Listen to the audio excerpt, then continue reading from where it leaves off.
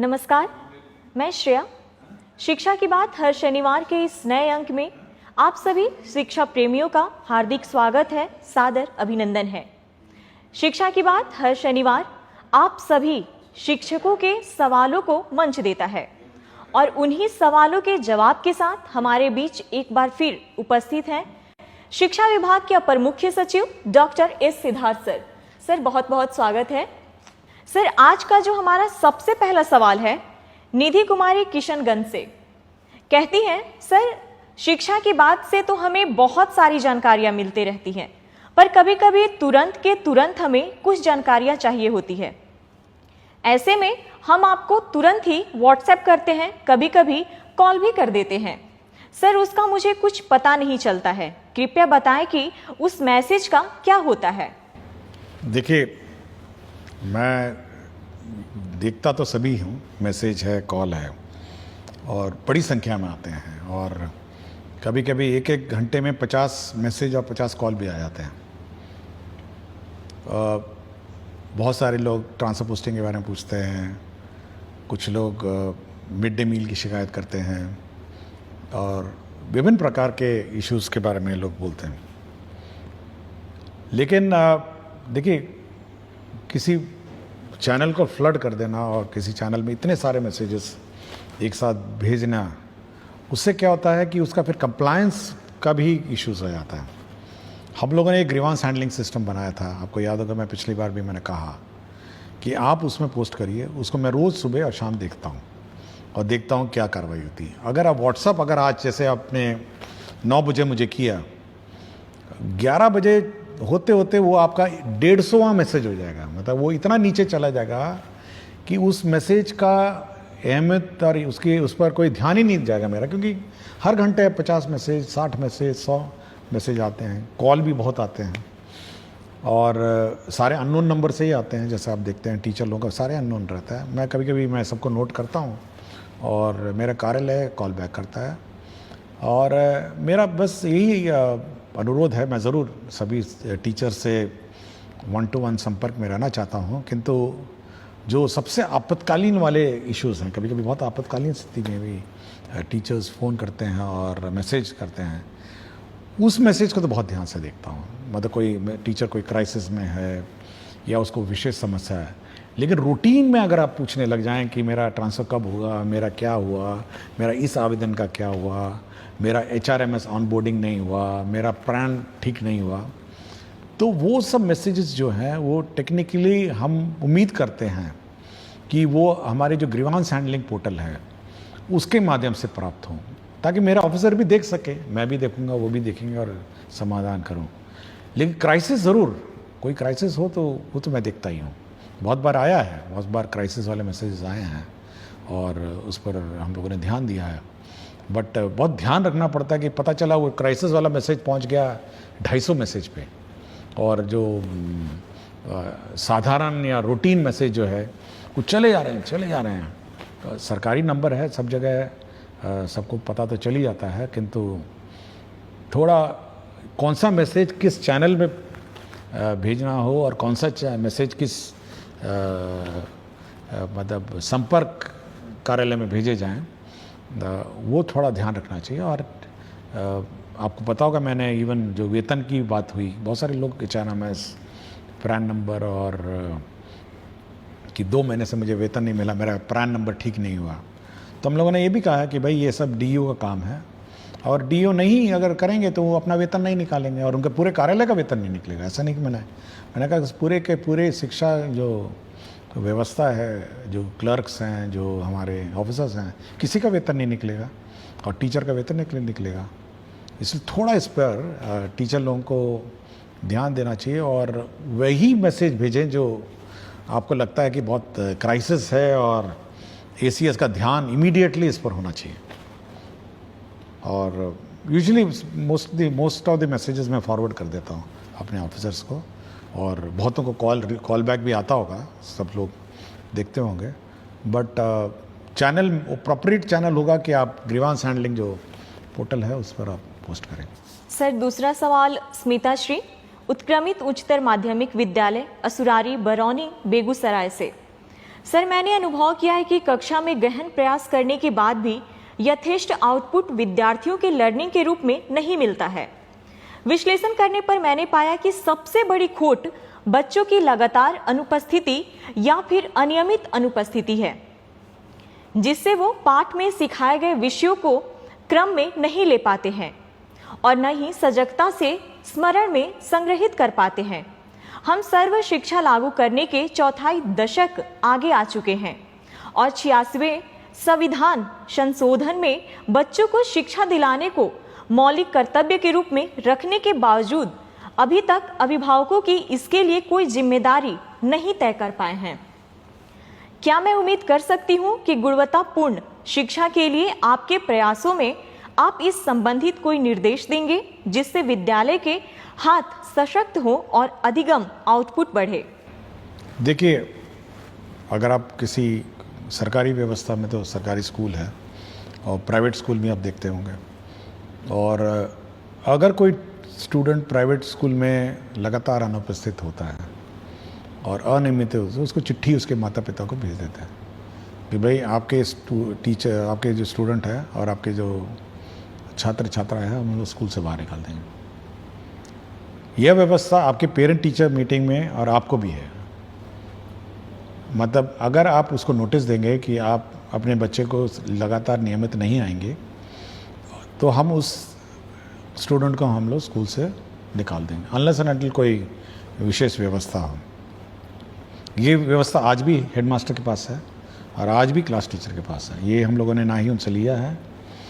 और यह भी मैंने देखा है कि बहुत सारे बच्चे सरकारी स्कूल में नामांकन करते हैं और ट्यूशन में चले जाते हैं। क्योंकि हाल ही में मैंने एक देखा था, तो यह बिल्कुल इलीगल है और अनियमित है। और अगर कोई बच्चा ट्यूशन के बहाने सरकारी स्कूल से लापता रहता है, तो यह हेडमास्टर और जो टीचर है, ये उनके पेरेंट को नोटिस देंगे कि यदि आप अपने टीचर स्टूडेंट को नियमित रूप से नहीं भेजेंगे, तो हम लोग उसका नाम काट देंगे। ये बिल्कुल स्पष्ट होना चाहिए, क्योंकि ऐसा नहीं हो सकता है कि आप 270 दिन का आपका स्कूलिंग है, आप 50 दिन आ जाएं और ये उम्मीद करें कि हम लोग गुणवत्ता शिक्षा देंगे। ये पॉसिबल नहीं है। यह पेरेंट का भी दायित्व है कि बच्चे को सुबह से उठाएं, सुबह सुबह स्कूल भेजें और समय पे भेजें। बहुत सारी समस्या हो सकती है, कोई व्यक्तिगत विशेष समस्या हो सकती है, और मैं चाहूँगा कि ये सख्ती टीचर्स भी बरतें और हेडमास्टर भी बरतें और पेरेंट्स को सचेत कर दें कि अगर आपका बच्चा नहीं आएगा, एक बार लिखित में दे दें कि भाई देखिए ऐसा है, आपका बच्चा फलाना दिन इस महीने में इतने दिन आया और इतने दिन नहीं आया, और ये बिल्कुल खेद का विषय है, और ये इसमें अगर सुधार नहीं होगा तो हम आपके बच्चे को स्कूल से बाहर निकाल देंगे। यह चेतावनी देनी चाहिए। हम वो वाला सिस्टम नहीं लागू कर रहे हैं कि 3 दिन में अगर स्कूल में नहीं आया तो नाम काट दिया जाए। हो सकता है कोई बीमारी हो सकता है या कोई घर पे कोई विशेष समस्या हो सकती है, लेकिन अगर डिलिब्रेट आप ट्यूशन में पढ़ेंगे या कहीं और जाके पढ़ते रहेंगे और इस स्कूल में नहीं आएंगे, तो अनावश्यक रूप से आप पूरे शैक्षणिक माहौल को बिगाड़ेंगे। तो इस टीचर्स और हेडमास्टर इस संबंध में सचेत रहें, और पेरेंट टीचर्स मीटिंग में पेरेंट्स नहीं आते हैं तब भी चेतावनी दें। थोड़ी कड़ाई करनी पड़ेगी। देखिए, शैक्षणिक व्यवस्था ऐसे नहीं हो सकती है। यह कोई ऐसा व्यवस्था नहीं है कि हम लोग वन साइडेड मेहनत कर रहे हैं और वहाँ पे अभिभावक इसको लाइटली ले रहे हैं या बच्चे बहुत लाइटली ले रहे हैं। नहीं, ये नहीं ले सकते। सरकार कितना पैसा इसमें डालती है, कितना टीचर बहाल कर चुकी है, कितने बुक्स आपको फ्री दिए हैं, कितना स्कॉलरशिप देती है, कितनी राशि इसमें व्यय होता है। इस व्यवस्था को लाइटली नहीं लिया जा सकता है। हम मेहनत करेंगे तो अभिभावक को भी मेहनत करना पड़ेगा और बच्चों को भी मेहनत करके स्कूल में आना पड़ेगा। ये दोनों तरफ है। टीचर्स बहुत मेहनत कर रहे हैं, बिल्कुल ठीक बोली हैं कि इतनी मेहनत करती हैं, उसके बाद भी बच्चा अगर गायब हो जाएगा तो कार्रवाई हो जानी चाहिए। ये हम लोग कोई मतलब ऐसी व्यवस्था नहीं हम लोग चाह रहे हैं कि एक तरफा हम मेहनत करते रहें और दूर से बच्चा ही नहीं आए और बच्चा भाग जाए। तो ये थोड़ा tightening of the system, parent को चेतावनी, पेरेंट को नोटिस, और उसके बाद टर्मिनेट कर दीजिए। कोई बोले जाइए अपना जहाँ पढ़ाना पढ़ाइए, हम इस पर इसकी जवाबदेही नहीं लेंगे। आप 50 दिन नहीं आएंगे तो क्या जवाब दे लेंगे आपकी पढ़ाई का? कॉलेज में ट्राई करिए, आपका अटेंडेंस नहीं होगा तो एग्ज़ाम लिखने नहीं देगा। प्राइवेट स्कूल में 3 दिन अगर नहीं आएंगे, 4 दिन नहीं आएंगे, सप्ताह भर नहीं, अगले दिन टीसी दे देगा आपको। तो थोड़ा कड़ाई टीचर्स को और हेडमास्टर को करनी पड़ेगी, जितने अभिभावक हैं। सर अगला सवाल पुष्पा प्रसाद राजकीय कन्या मध्य विश्वविद्यालय कुचायकोट गोपालगंज से है। कहती हैं, सर को मेरा प्रणाम। सर, हमारे सरकारी विद्यालयों में प्रायः गरीब परिवार की बच्चियां पढ़ती हैं। मेरे द्वारा बच्चियों के स्वास्थ्य पर विद्यालय में कार्य किए जा रहे हैं। सर, मैं यह प्रश्न पूछना चाहती हूं कि सरकारी विद्यालयों में 6ठी से 8वीं या ऊपर कक्षा में बच्चियों के साथ माहवारी के समय स्कूल आना बहुत मुश्किल होता है। सरकार के द्वारा सैनिटरी पैड मशीन की व्यवस्था स्कूल को कैसे उपलब्ध होगी, जिससे कि बच्चियों की पढ़ाई उस दौरान बाधित नहीं हो सके? देखिए, राज्य सरकार द्वारा एक योजना चलाई जाती है, मुख्यमंत्री किशोरी स्वास्थ्य योजना, और राज्य सरकार सभी को डीबीटी के माध्यम से 300 रुपये देती है। हम लोग पहले लेट देते थे साल के अंत में, इस बार हम लोग शुरू में देना चाह रहे हैं और ये अगला 1 महीना में ये भी ट्रांसफ़र हो जाएगा। देखिए, हम लोग का ये इच्छा है कि ये जो पैसा है ये बच्चियां अपने आप पूल कर सकती हैं, 300 रुपये हैं, फिर वो सैनिटरी नैपकिन खरीद सकती हैं और स्कूल में स्टॉक कर सकती हैं, और जब जब लड़कियों को आवश्यकता हो तो उसका प्रयोग कर सकती है। मैं अभी हाल ही में आरा में एक स्कूल में गया था, तो लड़कियों ने एक रूम का नाम पिंक रूम लिखा हुआ था, उन्होंने पिंक कलर का सब कुछ पेंट किया हुआ था, पिंक रूम। और जो भी लड़कियों की इस प्रकार की समस्या आती है तो वो उस पिंक रूम जाती हैं, वहाँ पे ये पैड अलमारियों में स्टॉक रहता है और वहाँ से अपना यूज़ करते हैं। तो ये लड़कियों को जॉइंटली इसको यूज़ करना और जॉइंटली इस व्यवस्था को प्रयोग करना ये सिखाना चाहिए। डीबीटी में हो सकता है कि उनको पता भी नहीं हो, क्योंकि पैसा तो जाता है अकाउंट में, अब इसको पता भी नहीं होगा कि 300 रुपये इस कार्य के लिए है। तो ये मैं इस माध्यम से ये कहना चाहूँगा कि जो लेडी टीचर्स हैं वो सभी लड़कियों को ये बात सिखाएं कि भाई 300 रुपये आए हैं, 10 लड़कियाँ हो गई तो 3000 रुपये हो जाएगा, और मतलब 100 लड़कियाँ हो जाएंगी तो आपका 30,000 रुपये हो जाएंगे। तो ये सब इकट्ठा करके एक साथ वो परचेज कर सकती हैं इन लॉट्स और फिर यूज़ कर सकती हैं। तो लड़कियां इस पीरियड में स्कूल नहीं मिस करें, सरकार की ये मंशा है कि वो इस योजना का लाभ उठाएं, अवेयर हों, सबसे पहले तो अवेयर हो, और दूसरा इसका लाभ उठाएं, और साथ ही साथ सुनिश्चित करें कि उनकी पढ़ाई डिस्टर्ब नहीं। सर अगला सवाल अंकित कुमार करते हैं, मैं एससी सर से ये कहना चाहता हूँ कि आप स्कूल के साथ साथ बच्चों को जेईई नीट लेवल के लिए स्पेशल टीचर को लाया जाए, जिससे बिहार के ज़्यादा से ज़्यादा बच्चा आईआईटी और एम्स में जा सके। देखिए, हम लोग मैंने पिछले शायद एक एपिसोड से पहले मैंने कहा था कि हम लोग ऑनलाइन कोर्सेज चलाने की कार्रवाई कर रहे हैं, और जल्दी ही ऑनलाइन इस कोर्सेज शुरू करेंगे, और जो भी बच्चे हैं, जो मेरिटोरियस बच्चे हैं, वो इस ऑनलाइन में एनरोल होंगे और प्रश्न भी पूछ सकते हैं और क्वेश्चन कर सकते हैं। तो ये हम लोग ऑन जॉब हैं, तो थोड़ा हमको समय लग रहा है क्योंकि ये नई व्यवस्था है, तो इसको हम लोग शुरू करेंगे। पहले सबसे पहले तो हम लोग जो मेरिटोरियस स्टूडेंट हैं उसको आइडेंटिफाई करेंगे और एनरोल करेंगे। अगला सवाल श्रीकांत विद्यालय अध्यापक उच्च माध्यमिक विद्यालय टांडा पर शेखपुरा से। सर को सादर प्रणाम। निवेदन पूर्वक कहना है कि शिक्षण मजेदार जॉब तो है, परंतु विद्यालय पाठ्यक्रम करते करते शिक्षक मानसिक रूप से बर्नआउट हो जाते हैं। पूर्व में इस बर्नआउट के उपचार स्वरूप संकुल, बीआरसी एवं जिला स्तर पर कई तरह के प्रशिक्षण की व्यवस्था थी। वह चाहे 1, 2 अथवा 5 दिवसीय ही होती थी, पर उससे शिक्षक तरोताजा, नयापन एवं उत्साहित महसूस करते थे। मेरा सवाल है कि शिक्षकों को बर्नआउट होने से बचाने के लिए वर्तमान में सरकार की क्या योजना है? देखिए, अगर मतलब आप कार्य को किस प्रकार लेते हैं उस पर आपकी मानसिक स्थिति पर प्रभाव पड़ता है।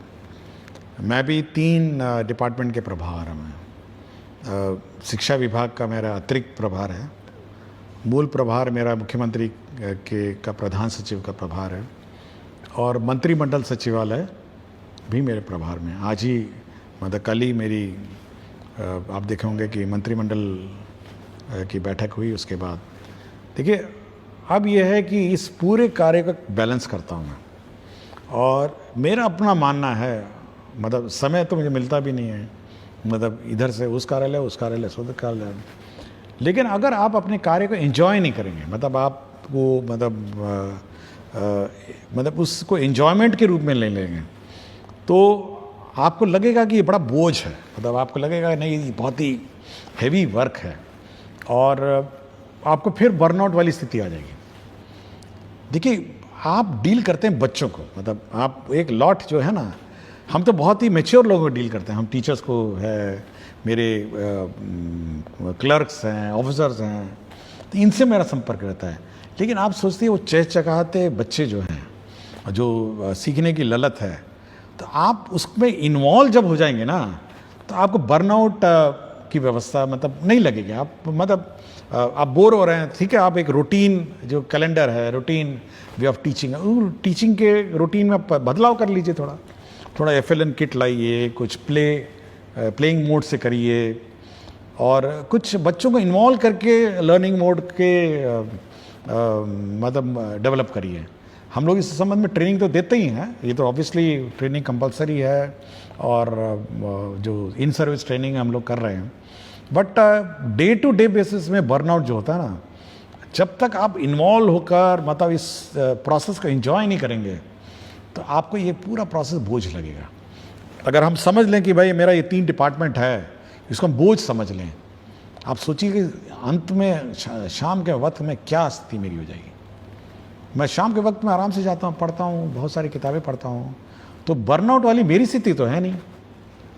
और इसलिए टीचरों को मैं कहूँगा कि थोड़ा बच्चे जो हैं, बच्चों से इन्वॉल्व होइए, और टीचिंग जो रूटीन प्रोसेस है ना, उसमें थोड़ा ब्रेक करके गेम्स, FLN इसके माध्यम से करिए, तब आपको बर्नआउट नहीं लगेगा।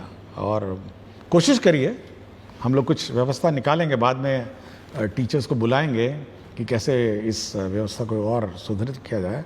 बट मेरा अपना कहना है कि थोड़ा बच्चों के बीच बैठ के मतलब हंसी मजाक ही चलिए सही 5 मिनट, तो बर्नआउट की स्थिति आपकी ठीक हो जाएगी। मैं भी करता हूँ, कभी कभी मैं मतलब मजाक करता था 5 मिनट, तो मैं बिल्कुल ठीक ठाक हो जाता हूँ। तो ये थोड़ा आप कर सकते हैं। अगला सवाल श्रवण कुमार, प्रभारी प्रधानाध्यापक, प्राथमिक विद्यालय भरतदास मंदिर, रोसड़ा, समस्तीपुर से। कहते हैं विद्यालय के लिए भूमि जो कि अतिक्रमित उपलब्ध रहने के बावजूद भवन निर्माण न होने के कारण डायस कोड निलंबित है, जिससे बच्चे सभी वित्तीय लाभ से वंचित रहते हैं। यू डायस पोर्टल एवं ई शिक्षा कोष पोर्टल पर बच्चों के विभिन्न रिकॉर्ड का संधारण नहीं हो पाता है। मंदिर परिसर में ही विद्यालय का संचालन किया जाता है, अतः अतिक्रमित भूमि को अतिक्रमण मुक्त कराते हुए विद्यालय भवन का निर्माण कर बंद डायस कोड चालू करवाने की कृपा करें, जिससे बच्चों को सभी योजना का लाभ प्राप्त हो सके। देखिए हम लोग एक नया स्ट्रक्चर बना रहे हैं कि पूरे राज्य में जितने भी स्कूल हैं उसका रेवेन्यू रिकॉर्ड्स बनाएं, और हर स्कूल में कितनी ज़मीन है, कितना इंक्रोच्ड है, तो भू संपदा पदाधिकारी जो होंगे और सहायक भू संपदा पदाधिकारी, वो इन सभी जो विद्यालय हैं इसका रेवेन्यू रिकॉर्ड मेंटेन करेंगे। तो ये व्यवस्था हम लोग सभी स्कूल्स में कर रहे हैं, और एक पूरा इन्वेंट्री बनाएंगे कि ये ज़मीन है स्कूल की, इतनी ज़मीन है, और इंक्रोचमेंट इतनी है, तो इस इंक्रोचमेंट को रिमूव किया जाए। तो भू संपदा पदाधिकारी और सहायक भू संपदा पदाधिकारी, इसकी बहाली हम लोग जल्दी करेंगे, जो इस रेवेन्यू रिकॉर्ड को मेंटेन करेगा, मॉनिटर करेगा, और इंक्रोचमेंट फ्री सभी स्कूल्स को करेगा। सर अगला सवाल संध्या और दीपा, वर्ग 5वीं, प्राथमिक विद्यालय प्रखंड कॉलोनी, फुलवारी शरीफ, पटना से। सिद्धार्थ सर, जब आप मेरे स्कूल में आए थे तो मुझे बहुत खुशी हुई थी, और जब हम छात्रों को मेडल पहनाकर सम्मानित किए थे तो और ज़्यादा खुशी हुई थी।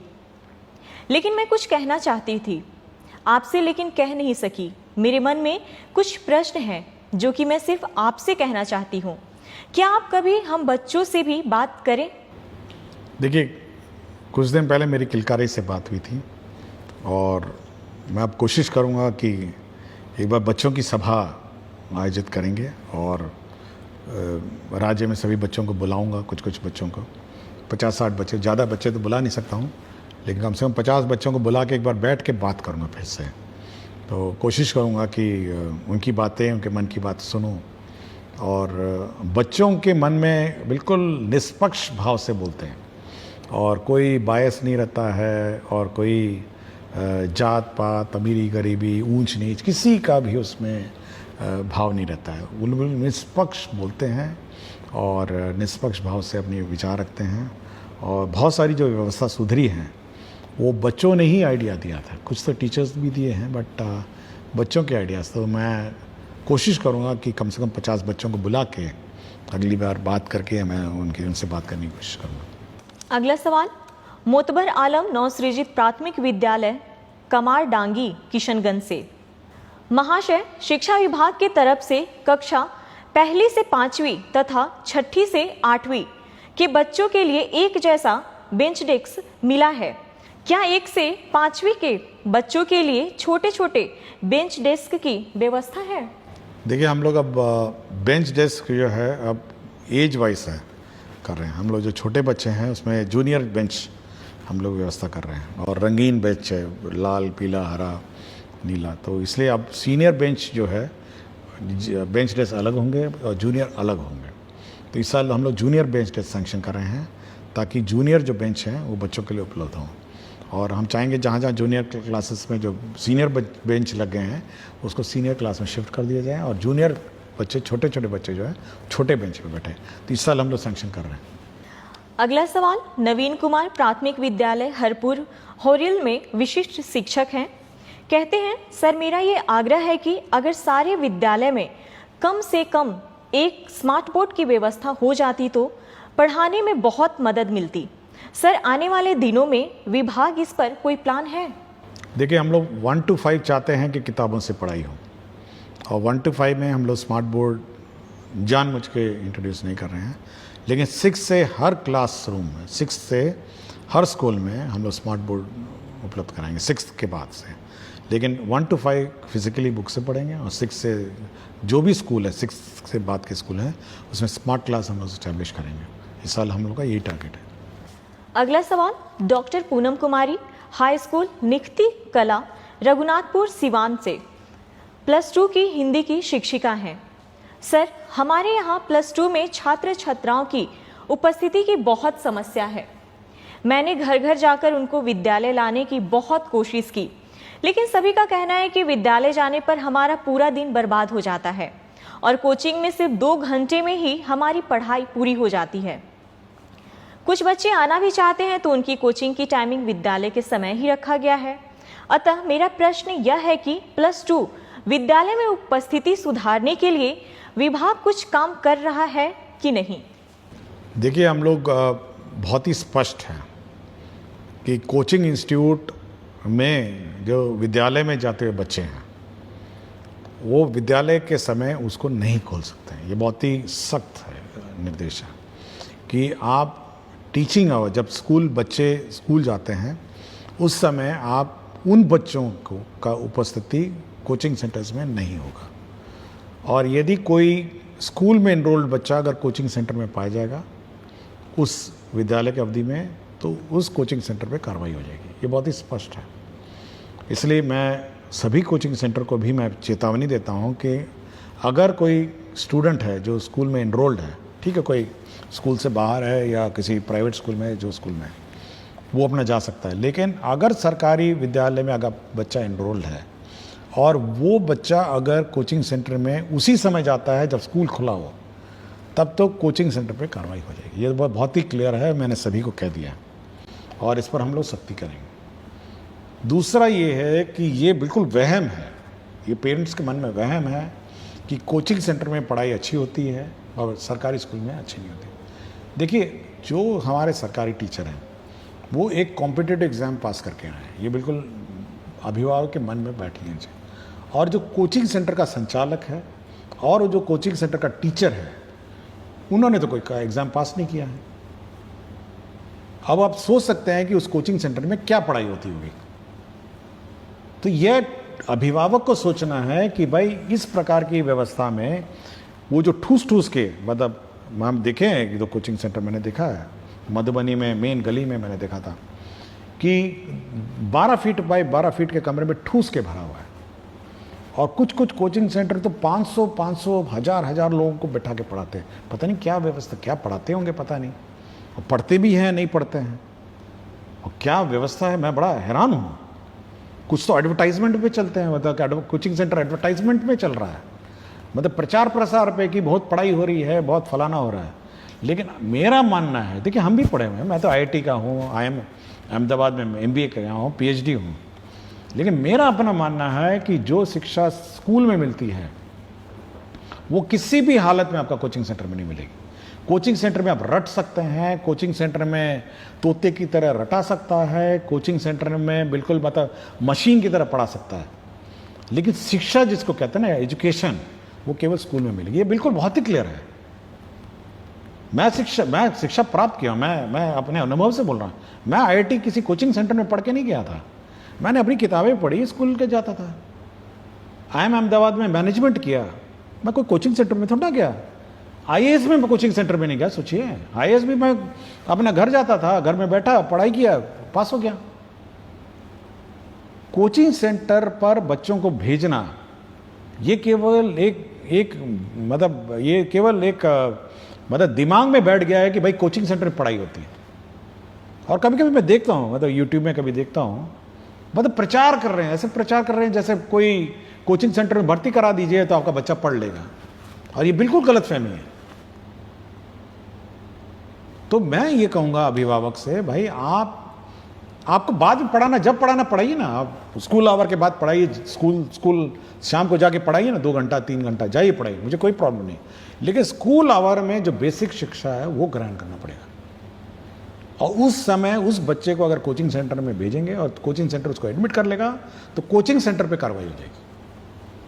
और मैंने पहले भी कहा था, अभी आज के कार्यक्रम से पहले कहा कि टीचर और हेडमास्टर नोटिस दे दीजिए कि अगर आपको इतना ही रुचि है और इतना ही आपकी इच्छा है कि बच्चा कोचिंग सेंटर में पढ़े तो पढ़े, वहीं जाकर पढ़े। आपको लगता है, देखिए अभिभावक इज द मोस्ट इंपॉर्टेंट जज ऑफ स्टूडेंट। उसको लगता है कि मेरा बच्चा कोचिंग सेंटर में ही ज्ञान प्राप्त करेगा तो वहीं ज्ञान से, आप स्कूल से उसका नाम काट दीजिए। तो ये बिल्कुल सख्ती होनी चाहिए। और हम लोग को यूनिवर्सल एजुकेशन और RT में ये है कि हर बच्चे को शिक्षा देने का कर्तव्य सरकार का है। लेकिन अगर अभिभावक यह समझ लें कि हमको कोचिंग सेंटर में ज़्यादा ज्ञान प्राप्त हो रहा है तो यहाँ से नाम कटवा के ले जाए ना, अपना कोचिंग सेंटर वहीं रहे। आप क्यों यहाँ पे हम लोग का समय व्यर्थ कर रहे हैं? जो बच गए हैं उनको अच्छा पढ़ाया जाएगा। तो ये थोड़ी सख्ती करनी पड़ेगी, बोथ इन कोचिंग सेंटर्स और बोथ स्कूल में भी, कि बच्चे स्कूल में आए, समय पे पढ़ें और समय पे पढ़ाया जाए। सर, आज का आखिरी सवाल सोनू कुमार, टीचर UMS सुल्तानपुर, कक्षा 9वीं और 10वीं भागलपुर से। सर, BPSC टीचर रिक्रूटमेंट के लिए जो नियमावली 2023 में बनाई गई है उसमें BPSC शिक्षक जो अब राज्य कर्मी है उनको मिलने वाली किसी भी प्रकार के लिप्स या जिक्र नहीं है, जिससे टीचर्स को कोई प्रॉपर जानकारी नहीं हो पा रही है अपने लिप्स और उनके रूल्स के बारे में। अतः आपसे रिक्वेस्ट है कि अगर हो सके तो इसके विषय में विभाग की तरफ से एक लिप रूल और उसके प्रोसेस के बारे में कोई नोटिस या गाइडलाइंस इशू करवा दें, क्योंकि इन छोटी छोटी चीज़ों की जानकारी का अभाव होने के कारण HT या HM या BEO के द्वारा टीचर्स को परेशान होना पड़ता है। देखिए, हम लोगों ने गाइडलाइंस फ्रेम कर लिए और मेरे ख्याल से मैंने पिछले बारे में ही कहा था कि किस प्रकार की छुट्टी किस प्रकार के टीचर्स को कब मिलेगी। बिल्कुल पूरा गाइडलाइंस है, बन गया है। और कितने दिन में किसको अप्रूव करना ये भी लिखा हुआ है कि CL को 1 दिन में अप्रूव करना है और बाकी सारे छुट्टियां 7 दिन में जो डीओ हैं वो अप्रूव करेंगे। ये बिल्कुल हम लोगों ने गाइडलाइंस बना ली है, कितने दिन की छुट्टी, कितने दिन की छुट्टी मिलेगी, सब मिलेगी। और ये भी लिख दिया है कि आपको केवल ऑनलाइन अप्लाई करना है, आप ऑफलाइन अप्लाई नहीं कर पाएंगे, आपको ई शिक्षा कोर्स से ऑनलाइन अप्लाई करना है और आपका अप्रूवल भी ऑनलाइन आना है। अगर 7 दिन में डीओ और हेडमास्टर ने निर्णय नहीं लिया, मतलब डीओ ने 7 दिन, सीएल तो एक ही दिन का है, उसी दिन अप्रूवल है, अगर 7 दिन में डीओ ने निर्णय नहीं लिया तो वो छुट्टी मानी जाएगी, अप्रूव्ड मानी जाएगी, मतलब डिफॉल्ट। अगर 7 दिन में वो स्वीकृत करता है तो ठीक है, 7 दिन में अस्वीकृत करता है तो ठीक है। लेकिन अगर 7 दिन में वो लेके बैठ गया, उसने कोई निर्णय नहीं लिया, तो स्वतः वो छुट्टी स्वीकृत हो जाएगी। ये मैंने टीचर के पक्ष में ये निर्णय लिया है हम लोगों ने, और ये वेटिंग में गया है रूल, और मेरे ख्याल से नेक्स्ट वीक ये गाइडलाइंस इशू हो जाएंगी। लेकिन पूरा फ्रेम हो गया है और इस पर पूरा हमारी चर्चा हो गई है, और ये गाइडलाइंस निर्गत होगा कि किसको कितने दिन में छुट्टी स्वीकृत होगी, और अगर किसी ने स्वीकृति में लापरवाही की तो ऑटोमेटिकली वो स्वीकृत हो जाएगा बाय डिफॉल्ट। और कौन कौन कहाँ अप्लाई करेगा ऑनलाइन, यह भी हम लोगों ने डिफाइन कर दिया। बहुत बहुत धन्यवाद सर। अगले सप्ताह फिर से मुलाकात होगी शिक्षा की बात हर शनिवार के साथ।